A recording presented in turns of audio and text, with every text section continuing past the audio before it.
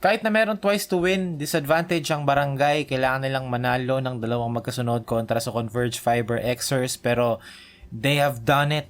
Tinalo nila ng dalawang magkasunod. Una, tambak. Itong pangalawang game naman, grabe. Grabing laro. And of course, ang usual title ng video, paano tinalo, which is we're going to, cover din naman, yung mga subtle adjustments or yung mga maliliit na decision and game management decisions or plays.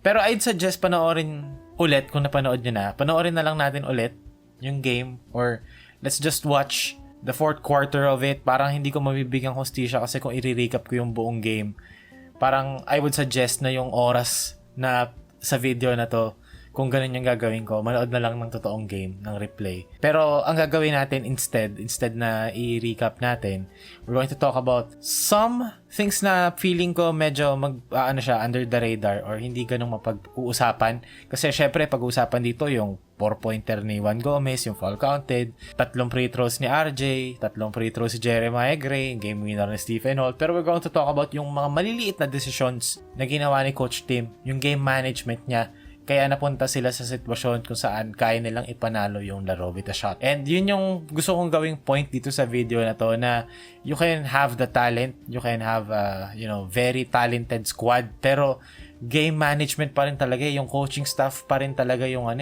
Syempre, of course, yung players, diba, may will yan, may talent, and then they actually execute kung ano yung game plan. Pero grabe yung game management dito ni Coach Tim Cone, which is not a surprise. Kung familiar kayo sa channel, ang focus talaga natin sa channel na to, mostly offense. I rarely talk about defense kasi hindi ako defense guy. Pero dito sa video na to, we're going to talk about all of those things.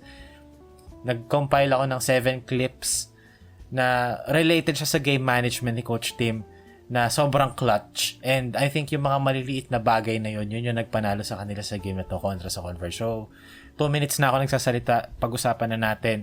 So, rito, sa clip na to, bola ng Converge 86 all. Kung mapapansin nyo, yung depensa rito ng Ginebra, they denied everything inside the arc. So, dito, merong down screen or hindi nga cross screen parang brush screen lang siya from 1. Ipa-front to ni Japet para walang pasa sa poste. RJ is not really guarding the guy here sa tuktok.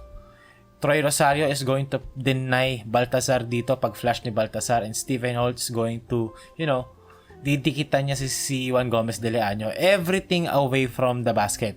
So kung makikita nyo, si Troy nakadikit kay Balti, nakadeny. Si Japet naka-front kay Arana. Medyo delikс pa nga yan kasi kung ilabas dito, diba? Pero hindi gagawin yan kasi may Gray na mahaba, ang galamay at matangkad at athletic sa harap ng bola. So they forced everything away from the basket. So ngayon, pagsalo dito ng Converge, yung dalawang gwardiya nila, yung backcourt nila, all the way up here with 2 seconds remaining. Yes, pwede mo skip pass yung papunta kay Justin Arana, pero si Juan Gomez yan Hindi niya bibigay yan dun. And that's good defense from Ginebra. They pushed Converge's possession all the way papunta sa half-court line. And then next naman, ito na yung game management. Dito, free throw si RJ dalawa. Ang score, 95-89 with 132 remaining sa overtime.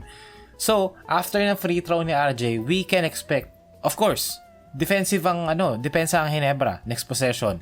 So, they brought in Sonny Estile na naglalagay ng shorts and si Norbert Torres kasi 5 fouls si Japet Aguilar. So, lalabas muna si Japet, papasok si Norbert, lalabas muna si Ralph Koo, or lalabas na talaga si Ralph Koo, papasok si Sonny Estile, someone with length and athleticism to somewhat contest, or be a help side defender. So, pagka free throw ni RJ, 132 remaining, pasok si Torres tsaka si Sonny Estile. 91-95 pagka-shoot ng free throw ni RJ. Protektahan mo na si Japet with your, na mayroong 5 fouls, pasok ka ng lengthy defender, someone who can, makipagbungguan like Norbert Torres. So, pagdating sa defensive end, gagatasin ni Juan Gomez yung oras dito, magdi-dribble siya. So, may makikita natin dito, Norbert Torres is going to push around Justin Arana, pero failed. Makikita natin dito, makukuha ni Arana yung offensive rebound. Pero Sonny Estile, yung length and yung athleticism, enough for, Arana to miss. Bola rito ng Converge. Pero diba, valiant effort, valiant defensive stand from Ginebra nung possession na yon. And again, Sonny Estile here sa help side. Stephen Holt kay Juan Gomez de Leaño. Pinasok na si Japet para maka-rebound naman, diba? Dito, ball screen. Ang help sa nail, si Sonny Estile. sa roll pala, which is the same thing, by the way. So, dito, drive si Juan Gomez de Leaño. Again, Sonny Estil, sa nail, help, force Juan Gomez de Leaño to pick up the ball 18 feet away from the basket. Pwede nga i-argue, traveling pa yan. Pero yung miss na yon dahil yun sa help defense ni Sonny Estil na pinasok ni Coach Tim Cone out of nowhere, di ba? Kung tutuusin. And dito, rebound ni Sonny Estil, finol si RJ. Isa pa to sa pagkatalo ng Converge. Wala silang disiplina. Kapag mga ganyan, sumusundot pa sila. Pump fakes, tatalon sila. Pag titira ng 3 points, yung contest nila, susupal pa rin pa nila yung bola. Hindi na lang sila tumalon ng vertical. Yung inexperience ba, tsaka yung lack of game management from their coaching staff, yung talagang yung nag-fumble dito. Kasi basically, itong laro na to, parang Converge na talaga to. Ang daming chances for Ginebra na matalo na sila. Pero parang, alam mo yun, Converge found a way to fumble this game. And then yung Ginebra, ibe-bless sila ng langit na sushoot tong tira na to. Ipa-fall sila ng Converge. Sushoot yung free throws nila. Makaka-defensive stop sila kung kailan nila kailangan. Yung mga ganon. Parang, Converge na talaga tong laro na to eh. Pero they found ways to fumble or give Ginebra a chance. Tapos yung Ginebra, kahit anong iba to, pumapasok, parang binilis talaga sila ng lahat. Parang para sa kanila talaga to. Pero anyway, ayun. Yung pagpasok ni Sonny Estil sa game, ng mga 1 minute, yung mga 90 seconds remaining sa game, clutch. Kasi forced Arana na sumablay sa offensive rebound putback, out of bounds, bola ng Converge, yung help side defense niya forced Juan Gomez de Leaño to pick the ball up from 18 feet, resulting into a miss, rebounded by Estil, tapos takbuhan, na foul si RJ, 2 points. So, magiging score dito, 93-95. And now, it's 93-95. Again, Juan Gomez, ginagatas yung bola. Now, it's Japet Aguilar. Itatry niyang i-blitz dito si Juan Gomez de Leaño, 2 on the ball, to force Juan Gomez de Leaño to give the ball up. Either dito sa short roll, or kung saan man. Pero nakaabang na rin naman dito yung Ginebra, 3 na yung nandyan sa side na yan, na if ever mag-short roll dito si Balti ay matanggap niya, merong Troy Rosario na sasalubong and then Sonny Estil na mag-help the helper. Pero ang nangyari dito, masyadong mataas si Japet, masyadong aggressive, he fouled Juan Gomez, 2 free throws para sa Converge. 97-93. And now, with RJ Abarrientos being heavily respected by the defense buong fourth quarter, tinatrato siya na parang Stephen Curry dito sa game na to kasi talagang inaasawa, hindi binibitawan. So, ang adjustment dito ni Coach Tim Cone, he put RJ Abarrientos off ball. So, nung nandiyan pa si Scotty may hawak ng bola, si RJ off ball. This time, Stephen Holt with the ball, RJ out screen, and then they will use RJ Abarrientos' gravity. Kasi dinidikitan siya ng defense eh. Out. Okay, ngayon si RJ nandito sa side na to, hindi na siya bibitawan yung defender na yan. And now, pagka-screen dito ni Troy Rosario kay Stephen Holt, okay, re-respetuhin ng defense si Stephen Holt. And that forced Ginebra, or that gave Ginebra a slight opening sa pop para kay Troy Rosario against an undersized Concepcion sa switch. Kasi yung gravity ni RJ Abarrientos dito kay Caralipio. Si Caralipio ba to? Ang dami kasing random sa team ng Converge, by the way. So, kumbaga dito, hindi naman bibitawan yan eh. Si RJ Abarrientos eh. So, pagka 2 on the ball dito, diba, libre talaga sa pop si Troy. Kasi kung dalawa yung sasalubong kay Holt, walang help defense from this guy. Kasi si RJ yan. Open talaga si Troy. And yun yung benefit of having RJ Abarrientos off ball. Kasi nirerespeto siya ng defense eh. They're not going to help off RJ. And yun yung mangyayari din mamaya. Pero bago natin pag-usapan yun, itong defensive stand din na to, very clutch for Ginebra. Again, yung length dito ni Sonny Estil. Makikita nyo rito, nakalusot si Juan Gomez, bibigay niya rito. And then magpapasok ngayon ng Ginebra, sasalo ngayon, and then Sonny Estil will split the gap. Yung athleticism and length niya, enough to cover ground and not give Arana an easy 2. And napunta pa ang bola kay Justin Baltazar na magsasablay ng isang free throw. Then ang score, 98-66. Makikita natin, papalakpakan pa ni Coach Tim Cone yan. Oo, naubos yung oras, pero nalagay nila sa free throw line.